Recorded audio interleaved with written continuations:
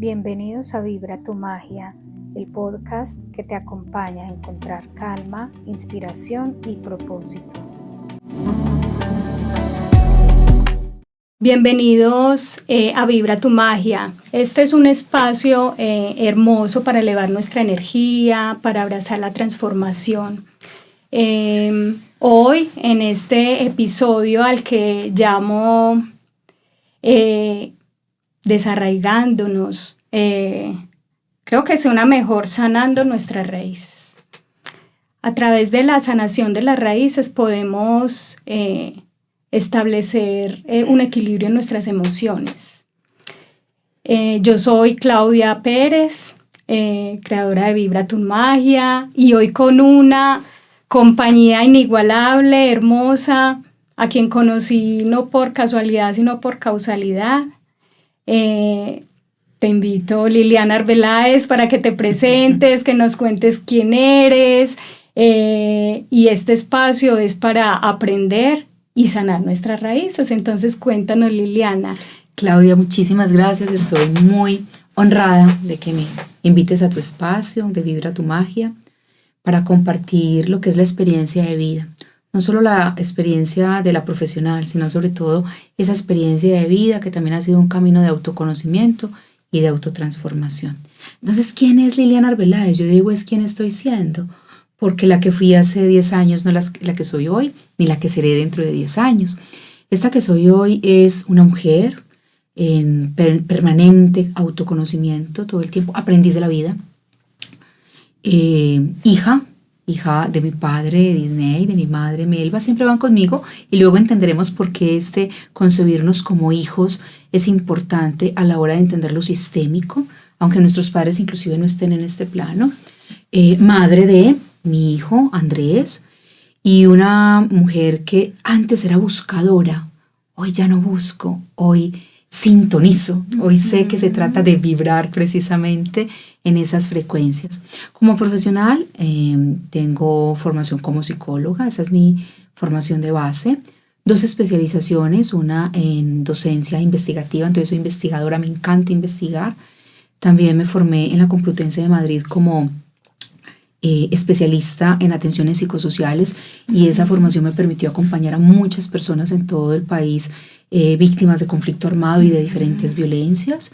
Y tengo una maestría como psicóloga sistémica, esa la obtuve en México, en la Universidad CUDE. Y me formé como consteladora familiar, ¿sí? Y bueno, otras formaciones que siempre han estado dirigidas a comprender el ser humano. Y hay una muy importante, yo comencé una formación de doctorado en la Universidad Edgar Morán en pensamiento complejo. Y allí me pasó algo muy bonito, Claudia. Y es que mientras estaba estudiando el pensamiento complejo, me di cuenta que el pensamiento complejo estaba en la vida. Entonces paré mis estudios y dije, venga, pare esa cantidad de estudios intelectuales y véngase y sumérjanse en la vida. Y aquí estoy, sumergida en la vida. Qué tan chévere. O sea que hubo un momento, digamos, de ¿por qué te fuiste por esta línea? Digamos que, no sé si decirlo, no es tan científica, ¿cierto? Entonces yo pienso que ¿en qué momento formaste como ese puente entre lo racional y lo etéreo, lo que no se ve, lo que no es tangible? Claro, yo le llamo más como lo intuitivo, lo sutil. Uh-huh. Bueno, yo siento que de niña para mí desarrollar la parte intelectual fue una estrategia de sobrevivencia. Uh-huh. Necesitaba desarrollar esa capacidad intelectual para poder, digamos, ser vista, para poder también lograr el propósito que de niña emergió en mí. Uh-huh. Y era desarrollar toda mi capacidad de comprender el mundo. Desde pequeña siempre traje preguntas que yo sé que incomodaban a los adultos, como que no lograban entender yo por qué preguntaba ciertas cosas. Entonces estudiar para mí y desarrollar mi intelecto fue también algo muy bello, muy importante en mi vida.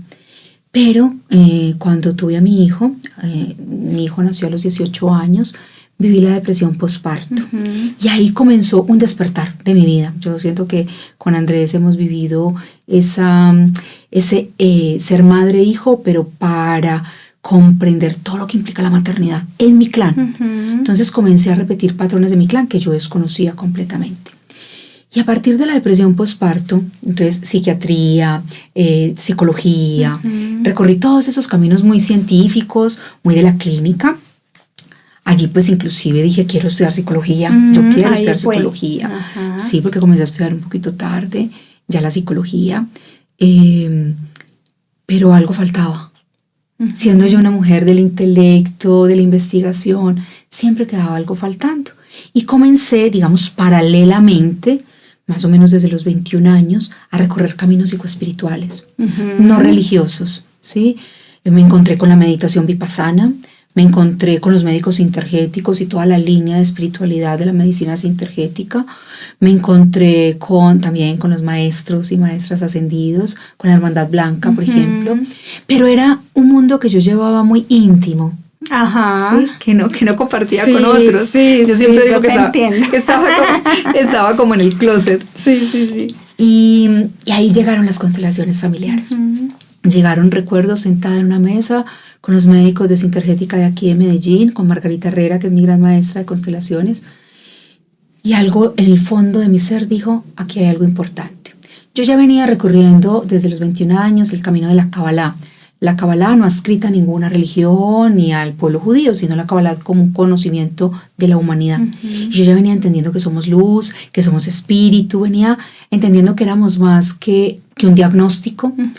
Y por ahí comencé a decir, esto que me ha pasado a mí puede no ser una patología, puede no ser una enfermedad, puede ser un despertar de mi conciencia a comprender esos mundos sutiles. Y así fue que comencé este camino. Ay, qué chévere. Normalmente, y uno siempre lo escucha, hay un momento de oscuridad para que llegue la luz, pero ¿será, Liliana, que siempre tendrá que ser así? Porque es que esos momentos de oscuridad, por ejemplo, en el caso tuyo, el tema de la depresión postparto, momentos de quiebra, de esos momentos que son tan angustiantes para las personas, todos tendremos que pasar por... ¿Tú qué opinas al respecto? Mira, como mujer que ha descendido a sus oscuridades y también como acompañante desde la terapia, podría decirte que sí. Porque nos han enseñado a tenerle miedo a la oscuridad, ¿cierto? Sí. Pero eso que tú nombras quebrarse es muy bello, porque la semilla tiene que quebrarse para que germine realmente lo que lleva en su interior y descender al oscuro de la tierra. Sin lo oscuro y húmedo de la tierra no se puede germinar. Entonces es una metáfora para decir que sí, y esa no fue la única crisis que tuve, luego vinieron, y también una conciencia de que siempre vendrán crisis.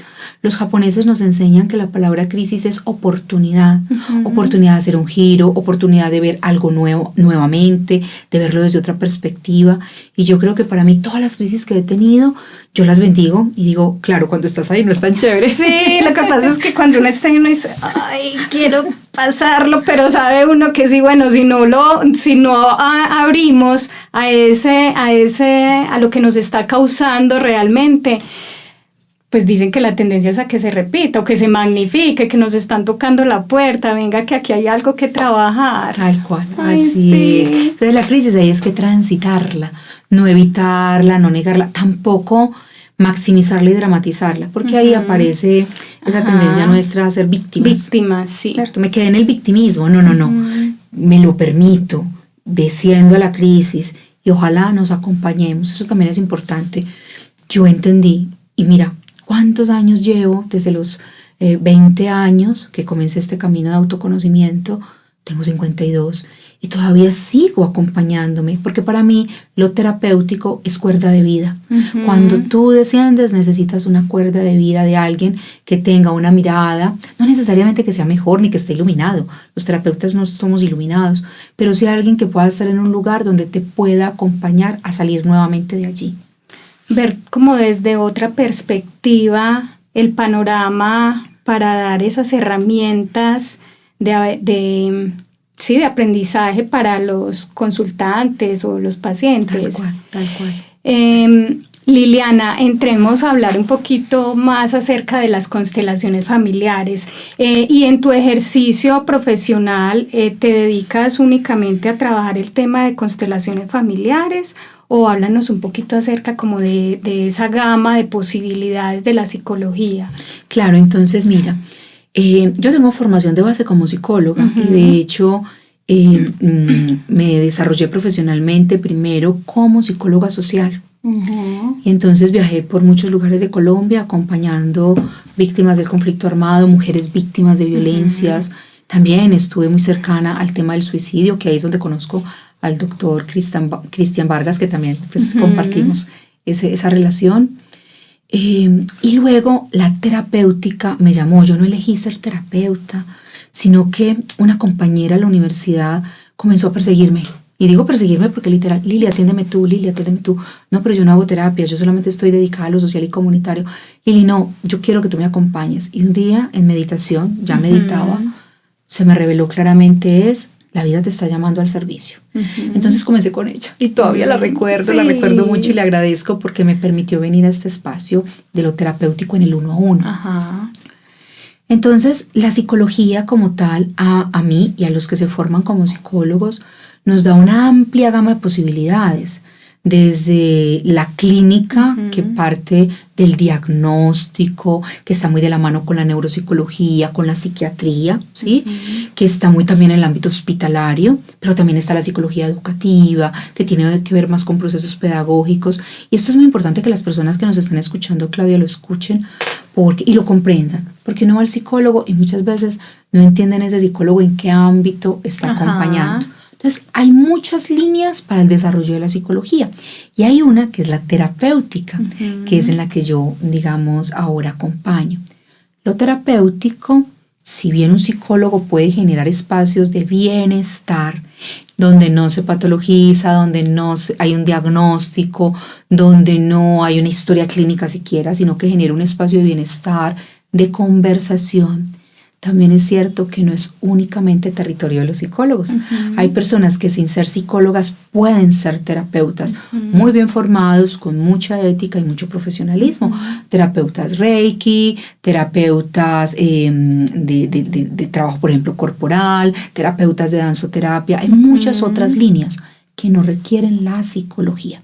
Y en mi caso, yo estuve primero en la psicología social, luego en la psicología terapéutica. Ahora solo soy psicóloga en casos que realmente lo requieren, cuando hay un diagnóstico, por ejemplo, porque es la necesidad de atenderlo, pero me dedico más a lo terapéutico, a generar espacios de bienestar, donde las personas puedan venir no a esperar un diagnóstico de mi parte, sino a conversar de aquello innombrable, de aquello que no se cuenta tan fácilmente en un espacio de bienestar. Y ahí las constelaciones son una de las muchas herramientas que tengo al servicio de mis consultantes. Excelente.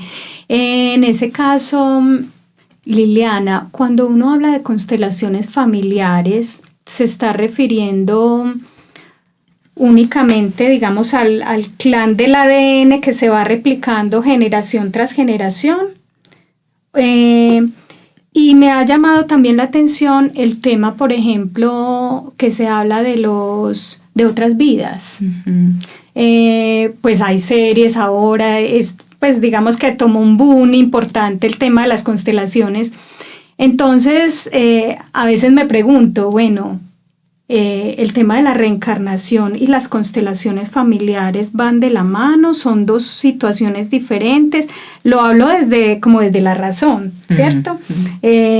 Cuéntanos un poquito acerca de eso, Liliana. Bueno, aquí es importante entender que las constelaciones no son un bloque cerrado de una sola filosofía ni de una sola teoría. Y hay tantas formas de constelar como consteladores en el mundo. Entonces las constelaciones, como son un movimiento vivo, son una herramienta de conciencia, pero también una filosofía de vida. Se han enriquecido de muchas corrientes espirituales.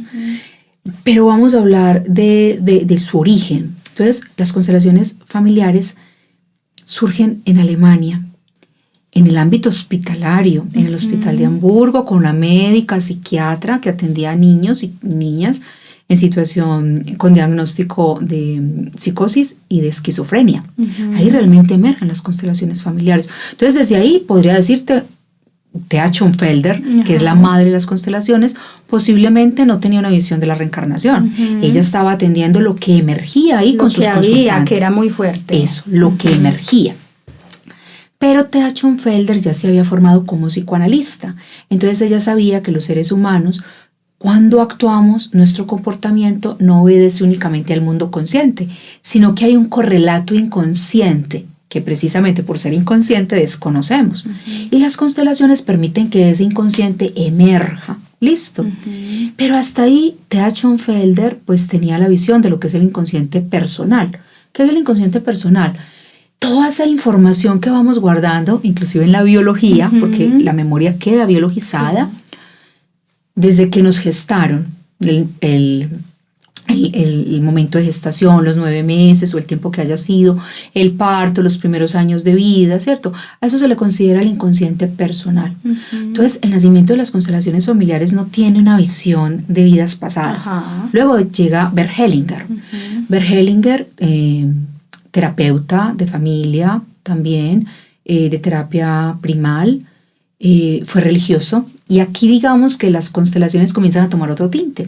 Él llega de África y llega a Alemania y se encuentra con Thea. Y alguien le dice, mira, hay una mujer en este hospital que está haciendo algo maravilloso. Y él viene de África, y esto es importante porque es una de mis comprensiones. Él viene de vivir 16 años con los zulúes, con gente que tiene una cosmovisión religiosa, espiritual, y allí él vio cómo esta tribu honraba a sus ancestros.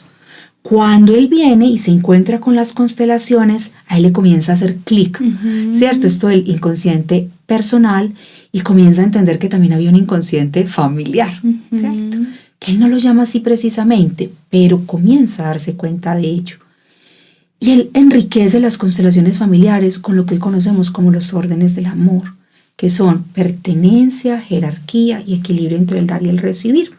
Si lo miramos hasta ahí, tampoco aparece la reencarnación, ¿cierto? Mira, todo lo que tenemos hasta ahí es muy del inconsciente familiar, muy del inconsciente personal y muy de una mirada ancestral transgeneracional.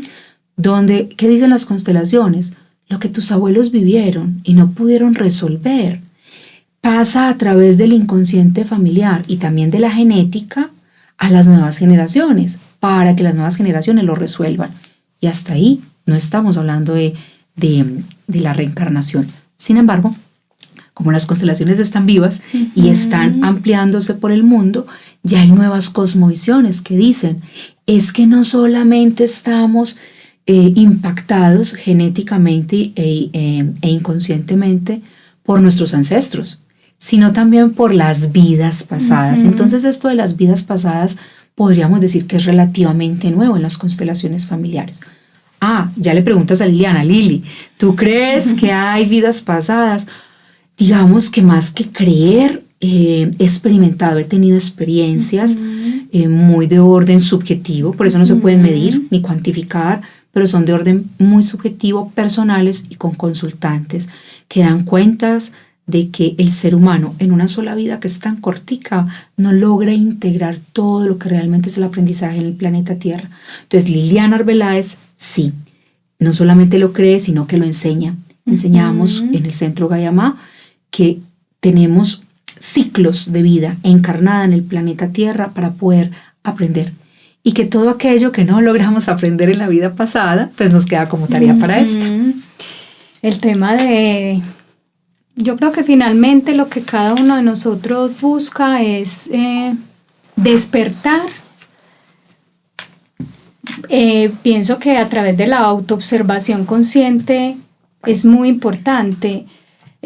Yo a través pues también de los cursos y los talleres en los que he estado, la maestría del ser, la autoobservación consciente son como herramientas que permiten descubrir como patrones de pronto de comportamiento, en este caso como de la familia, y la forma, o quisiera que nos dieras unas herramientas o tips para las personas que se empiecen a conectar con el tema de las constelaciones, que les esté llamando la atención. Bueno, quiero empezar a explorar esto, pero quiero a título personal hacerlo.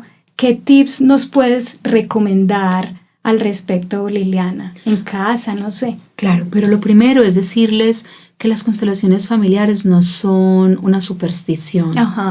Muy importante. Sí, muy importante, porque siento que las constelaciones llegaron a Latinoamérica muy por la vía de personas que posiblemente no estaban en la academia, es que la academia no ha aceptado las constelaciones. Y entonces eso ha generado como un halo de sospecha frente a las constelaciones familiares. Y yo, que pues vengo de la academia, puedo decirles, las constelaciones familiares tienen fundamento dentro de la psicología, dentro de la física cuántica y dentro de la espiritualidad. Eso es lo primero. También que se permitan investigar. Investigar más allá de lo que dice Instagram, YouTube, ¿cierto? Y TikTok, que puedan buscar en redes, googlear constelaciones familiares, fundamentación, y que puedan ver allí realmente cuáles son sus orígenes, su historia. Lo otro es, si se van a constelar, que busquen profesionales. Cuando digo profesionales, no necesariamente psicólogos, sino consteladores que estén formados por centros reconocidos. Si estamos en Colombia hay muy buenos centros que forman muy bien y de manera ética a los consteladores. Y también que entiendan que no solamente los psicólogos podemos acompañar. Mira, yo tengo colegas que son psicólogos, que ya comprenden las constelaciones, pero que no se quieren formar como consteladores. Ellos me remiten a mí sus consultantes, yo los constelo y los vuelvo a llevar a terapia para que lo que encontraron en la constelación sea trabajado por el terapeuta. Así muchos consteladores que no son psicólogos pueden perfectamente acompañar una constelación y luego, dependiendo de lo que la constelación muestre, remitir. Si muestra, por ejemplo, asuntos delicados, remitir a un profesional de la psicología o inclusive acompañamiento psiquiátrico. ¿Listo? También es muy importante los 3 órdenes del amor. Por eso las constelaciones familiares no son solo una herramienta en el marco de lo terapéutico, también son una filosofía de vida. Porque si estos 3 órdenes del amor de los que les voy a hablar, todas las familias y cada miembro de la familia comienza a integrarlo, yo te aseguro que promoción y prevención de la salud mental y relacional la vamos a lograr. Qué bueno. Entonces lo primero, sí, de hecho yo promuevo que las personas que se forman conmigo hagan talleres de los órdenes del amor. Y por ahí, si alguien se interesa, en mi canal de YouTube tenemos un taller muy bonito de los órdenes del amor. Entonces esos 3 órdenes son, primero, pertenencia. Y esto nos lo enseña la psicología sistémica y esto nos lo enseñó Hellinger. El que pertenece no puede ser excluido. Y les pongo un ejemplo muy común. Danos un ejemplo de pertenencia. Eso, un ejemplo muy común en nuestra cultura. Hay muchos hijos e hijas que no tienen su papá presente por muchas razones. En nuestro contexto, un papá que pudo ser asesinado, desaparecido o no tuvo la fuerza para quedarse y sostener, muchas razones. Entonces son chicos que aprenden a decir, no tengo papá. Eso es una exclusión, porque nadie no tiene papá, ¿cierto? Y pongo el ejemplo de papá, pero podría ser con mamá. No importa lo que papá o mamá hayan hecho, todos tenemos papá y mamá. Y el mundo psíquico, biológicos. Y ahí la biología es hermosa. No se puede engañar la biología. O sea, tú no le puedes decir a todas tus células que tienen la mitad del ADN de tu padre y la mitad del ADN de tu madre que ese ser no existe porque está en ti. Y esto conecta con lo psicológico y lo emocional. Cuando tú niegas a uno de tus progenitores o a los dos, yo he acompañado niños y niñas adoptados, que también devolverles la verdad sobre su adopción es muy importante para que no excluyan a sus padres, pues comienzan a enfermarse porque la biología comienza como a apagarse. Y eso es la epigenética, nos dice. Esa es la epigenética. Tú no reconoces tu biología, entonces ella comienza a apagarse, comienzan a enfermarse, comienzan a vivir la depresión, el sinsentido, el yo no veo, el yo no sé, yo no tengo fuerza, porque la biología está interconectada con el mundo psíquico. Entonces, la pertenencia podría ser, yo le digo a las personas que vienen conmigo, que están muy enojadas con el papá, por ejemplo, o con la mamá, yo le digo, podrías decir, sí, tengo papá, se llama Víctor, por poner cualquier nombre, pero murió, o lo desaparecieron, o nos abandonó, o no tuvo la fuerza para quedarse, o incluso mi mamá no me ha dicho quién es, porque esto también lo encontramos. Y esa respuesta tiene coherencia biológica y coherencia emocional, porque reconozco que sí tengo, pero que no lo conozco, o que se fue y me abandonó. Y uno podría decir, ay Lili, pero eso no es muy duro. Claro, es duro, pero tiene más fuerza psíquica quien nombra eso. Aceptación también de la realidad de lo que nos correspondió. Tal cual, así es. Entonces esa es la pertenencia. Sí. ¿Cuáles son las otras 2? Listo, las otras 2 son jerarquía y equilibrio entre el dar y el recibir. Jerarquía, nosotros vemos muchos desórdenes aquí en nuestra cultura, porque jerarquía nos dice, primero son los padres. Para que haya un hijo, se necesita de un encuentro sexual entre papá y mamá, como haya sido Claudia. No importa cómo en la borrachera, tal cual, en lo que fuera. Tal cual. Una sola vez y quedé embarazada. Es más, yo sé que esto puede sonar muy fuerte, pero cuando una mujer elige tener un hijo producto, por ejemplo, de una violación, pero ella decide tener ese hijo, yo he acompañado a mujeres que lo han decidido, tampoco se puede negar a ese padre, aunque el encuentro inclusive haya sido violento, y con eso no estamos promoviendo ni avalando este acto, es un delito. Entonces es un hijo que nace en medio de un evento muy doloroso, pero la madre decidió decirle sí. Esa fue su elección. Esa fue su elección, pudo haber decidido otra cosa. Entonces, pertenencia va a decir, jerarquía va a decir, esos dos padres son primero. Y luego vienen los hijos, ¿sí? Los hijos son los pequeños, los padres son los grandes. Jerarquía no es lo que hemos entendido mal en nuestra sociedad, que jerarquía es el que más manda, el que grite más, el que atropelle más. No, jerarquía es si yo soy la mayor, si yo soy la madre, si yo soy el padre, toda mi experiencia debe estar al servicio de los pequeños. O sea que los grandes estamos al servicio de los pequeños. Eso es jerarquía, responsabilidad y servicio. ¿Y qué sería ser el pequeño? Ser el pequeño es me abro a recibir y respeto la jerarquía. ¿Dónde encontramos el desorden en nuestra sociedad? Que hay hijos que se creen los papás de los papás. Tengo muchas consultantes mujeres que, digamos, se empoderaron a través del intelecto, tienen muy buenos cargos, buen estatus social, y ahora son, pobrecita mi mamá, que a pesar de mi mamá es como una hija más. Ay, no, es que mi mamá es como una niña. Y ahí hay un desorden sistémico que trae enfermedad. Eso suena muy bonito, como tan buena hija, pero resulta que eso lleva a que la psique de la madre diga, si yo no soy la grande, soy la pequeña, ¿cómo hago para ser la pequeña? Y muchas se enferman para ser pequeña, energéticamente hablando. Perdóname, Liliana, hasta en la expresión de las palabras hacia la madre, en este caso que estás planteando, cuando las madres llegan a una edad, ¿cierto? Empieza, o la tendencia es de los hijos proteger. Pero entonces es algo muy interesante lo que dices porque, bueno, listo, es mi madre, es adulto mayor, es mi deber acompañarla en su proceso de vejez, en lo que necesita, pero ella no es mi hija, ella es mi mamá adulta mayor.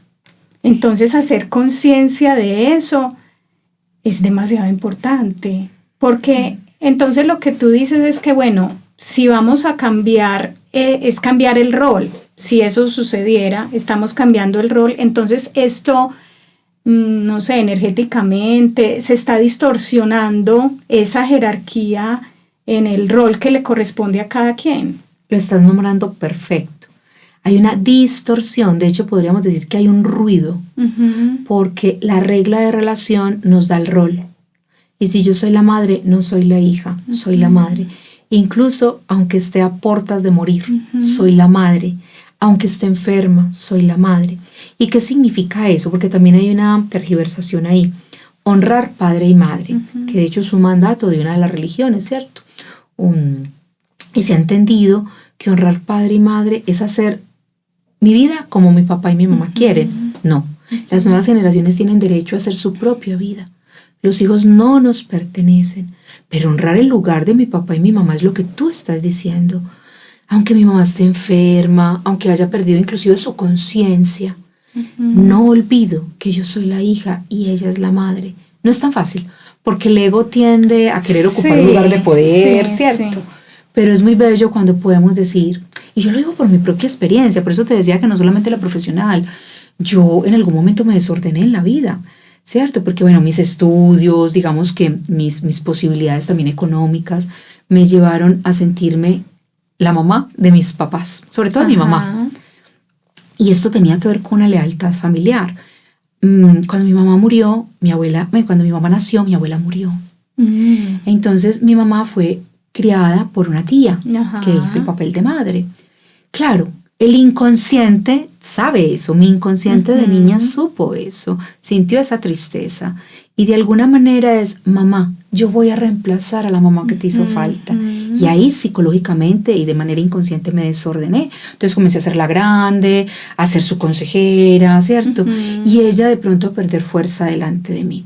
Y hubo un momento en el que eso se hizo pesado, es como el alma se siente pesada. Amándola, comencé a entender que yo estaba en desorden.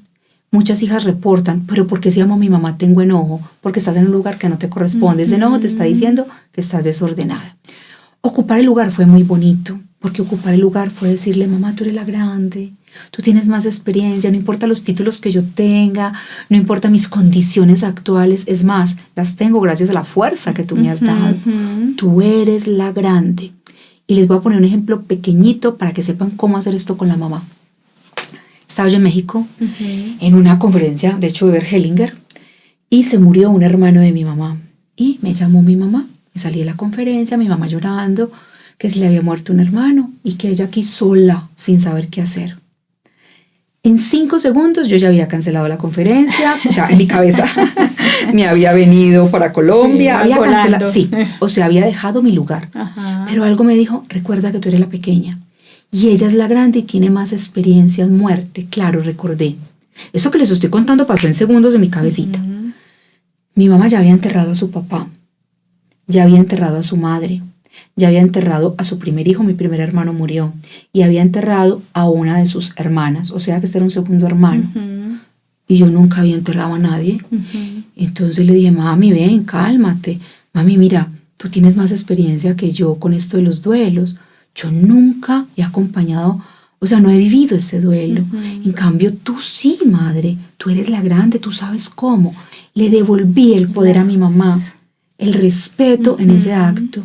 Se quedó callada y de pronto se rió y me dice, cierto, mija, yo tan bobita, yo pidiéndole ayuda a usted sabiendo que la que sabe de esto soy yo, ven. Pero ahí ven. Sí, qué importante. Y no, y la expresión, o sea, expresar a veces se puede tornar difícil, o sea, comunicar. Entonces, me ponía yo a pensar también, tan importante, ahora pues cerrando el tema de la jerarquía, hasta en la mesa de la familia, darse como el lugar que le corresponde, establecer como esos niveles jerárquicos. También he escuchado que es muy importante y es como darse la posición que corresponde y que no por ser la mujer la que prepara el alimento debe dejar para comer. O sea, son bobadas, pequeños actos, pero que representen la mujer que soy, la madre que soy, pero el derecho que tengo a sentarme con mi familia en la mesa, a compartir, ¿cierto? Entonces, de pronto acá en la cultura colombiana hay mucha tendencia al servicio al hombre, al esposo, yo te atiendo, yo te hago.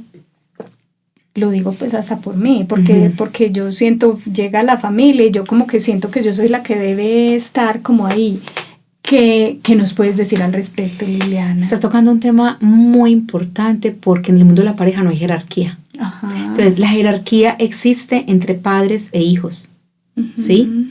La jerarquía también existe en el mundo organizacional, luego lo hablaremos, pero entre la pareja es pareja.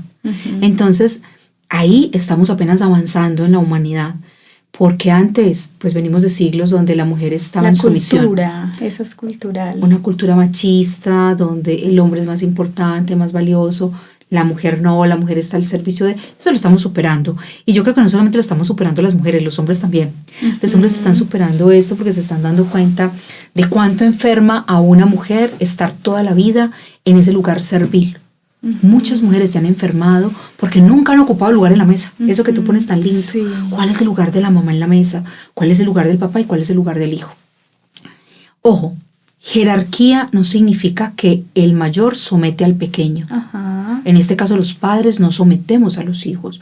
En este caso los padres acompañamos a los hijos que son de la vida para que desarrollen su proyecto. Y los hijos nos devuelven respeto. Respeto no es hacer de su vida lo que nosotros queremos. es respetar que nosotros hacemos lo que podemos con lo que tenemos. Con la información que tenemos. Porque no podemos hacer más, ¿cierto?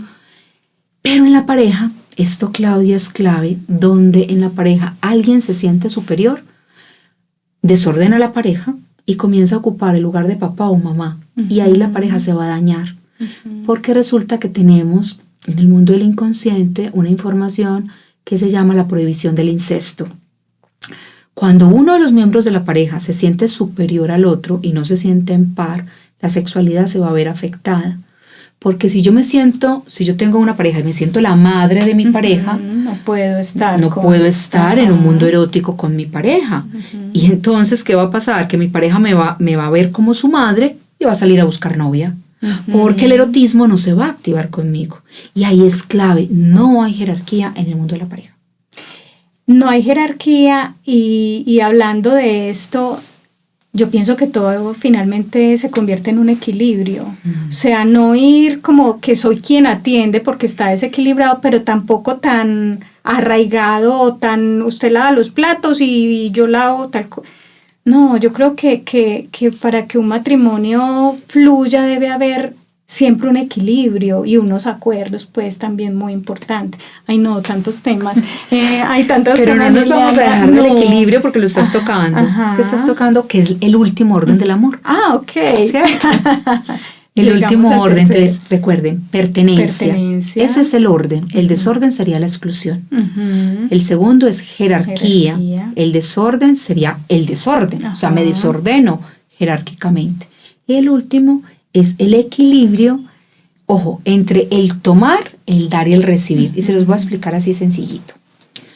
Tomar la vida, así como tú te estás tomando ese vasito de agua, ¿cierto? Entonces, quienes nos están escuchando se van a imaginar que les dan un vasito de agua y que ahí está la vida. Usted recibe la vida y dice, sí, aquí la tengo. Pero no se la toma. Tomar la vida es esto. Me tomo la vida al precio que a mi papá y a mi mamá le costó. Porque la vida que nos han dado sí tiene un costo muy alto que no se paga con dinero.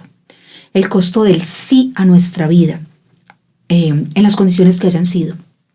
Es el regalo más grande que papá y mamá nos dieron. Cuando yo les digo de ese papá que me tocó, esa mamá que me tocó, ese país en el que nací, esa familia en el que nací, no estoy tomando la vida.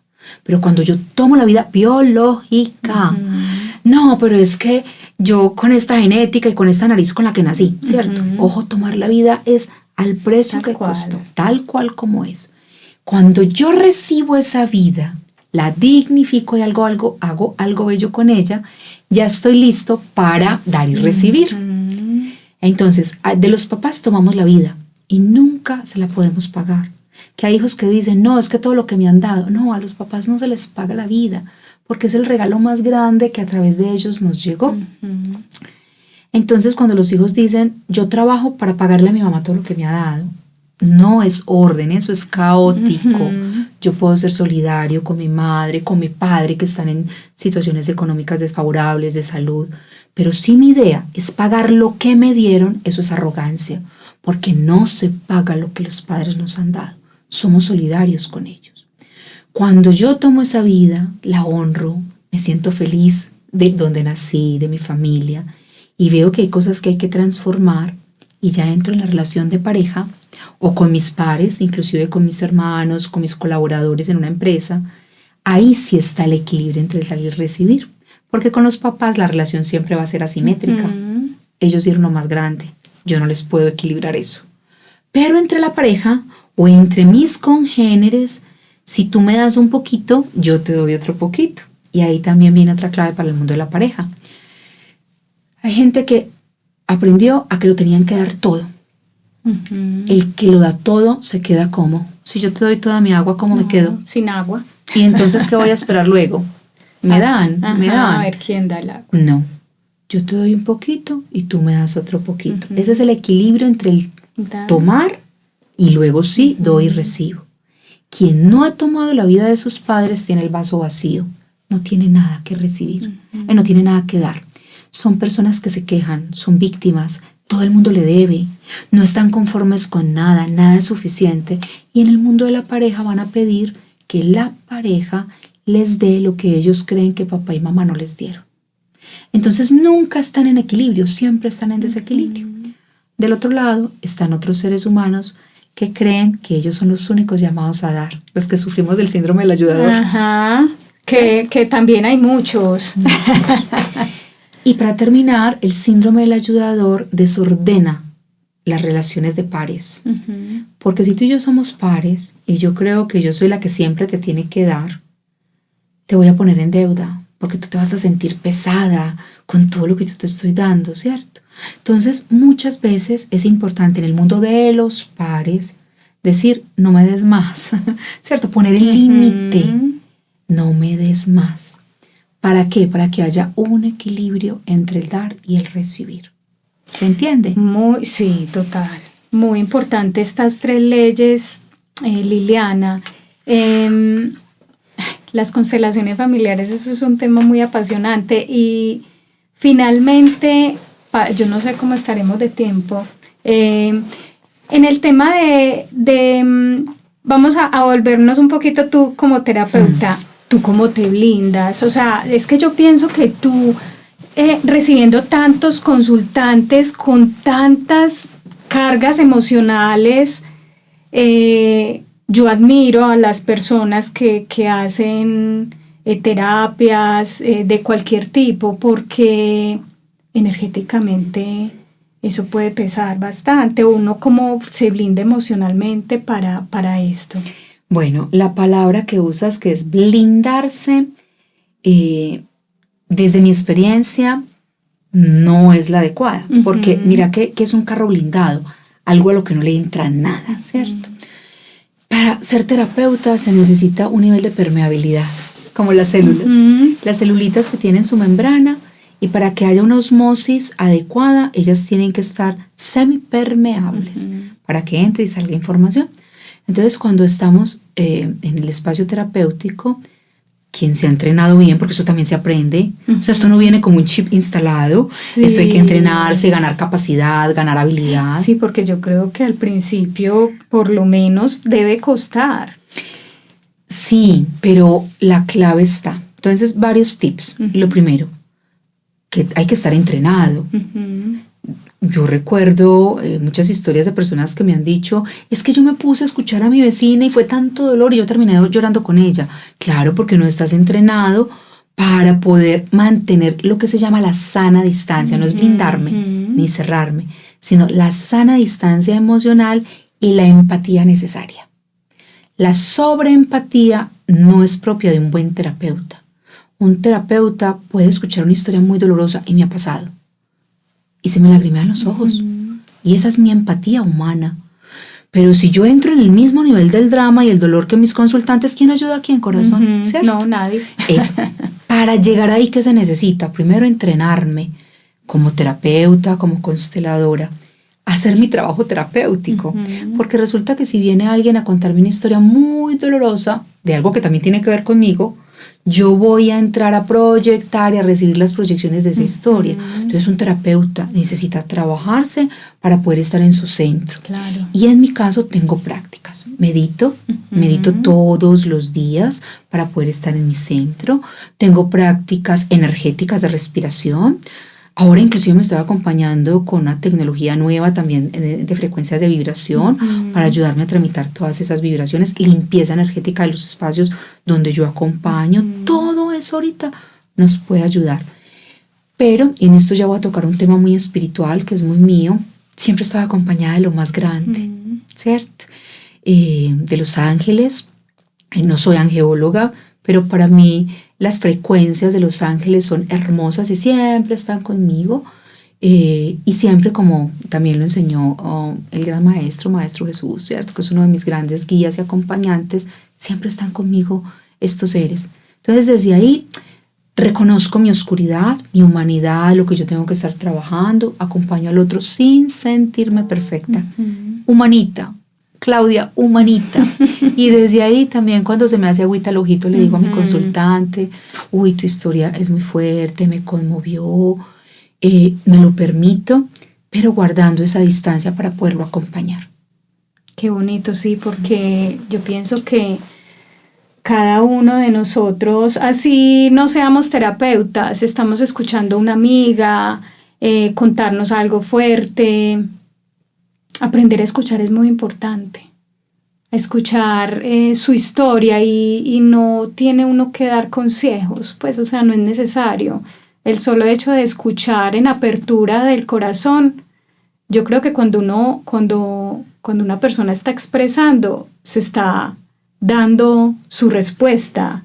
Pues es lo que yo he percibido. Uno no tiene que decir como nada, estoy aquí en presencia, acompañándote, apoyándote en el proceso en el que te encuentras.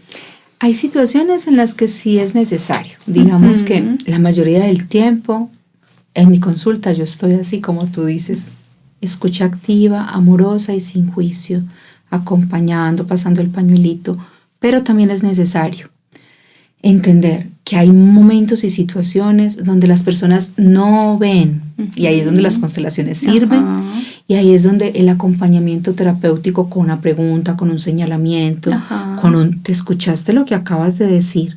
Para eso sirve un terapeuta, que generalmente no lo hace la amiga, que generalmente no lo hace la persona del común, que un terapeuta sí se entrena para escuchar terapéuticamente. Por eso es muy, muy importante que las personas que están escuchando, que están viendo este video, miren opciones y sepan que siempre hay alternativas, que hay situaciones que requieren un profesional, una persona que apoye, que acompañe ciertos procesos. Pero lo más bonito de todo, pienso, es que después de la oscuridad siempre llega el amanecer. O sea, siempre hay un camino, siempre hay un momento en que vamos a brillar, a expandirnos. Entonces, Liliana, un consejo. Bueno, a mí me faltaron muchas preguntas. Creo que ya va siendo momento de que vamos cerrando.